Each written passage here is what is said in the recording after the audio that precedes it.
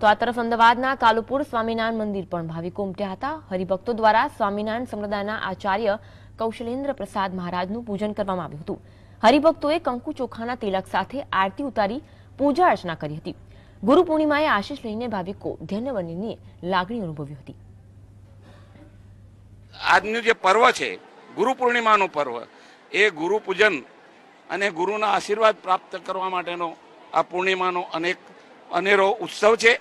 જેમ જીવનમાં આપણા જીવનમાં જેમ તમારા સ્કૂલમાં શિક્ષણના જે ગુરુ હોય છે એમ અમારા જ્ઞાન ગુરુ કહેવાય। એટલે સ્વામિનારાયણ સંપ્રદાયમાં અમારા જ્ઞાનના ગુરુનું બહુ અતિશય મહત્વ છે। એટલે ગુરુ પૂર્ણિમાના દિવસે ઘણી બધી અહીંયા ભક્તોની ભીડ જામે છે। બહાર ઘણા બધા આખા ગુજરાતમાંથી હરિભક્તો ગુરુના દર્શન કરવા માટે આવતા હોય છે। અમારા ઈષ્ટદેવ નરનારાયણ દેવ છે। અમારા આચાર્ય શ્રી અહીંયા અત્યારે ગુરુ પૂર્ણિમાને પૂજન માટે આવ્યા છીએ।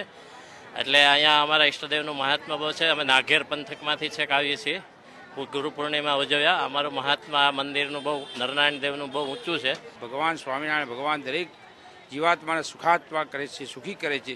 અને આ ધર્મની ગાદી ઉપર જે આવનાર કદાપી સત્સંગી સ્વામિનારાયણ ધર્મનો સત્સંગી કદાપી દુઃખી થયો નથી। સ્વામિનારાયણ ભગવાને કીધેલું છે કે મારા આશ્રિતમાં જે રહેશે એ આજે અન્ન અને ધન અને વસ્ત્રથી કદાપી વંચિત રહેશે નહીં।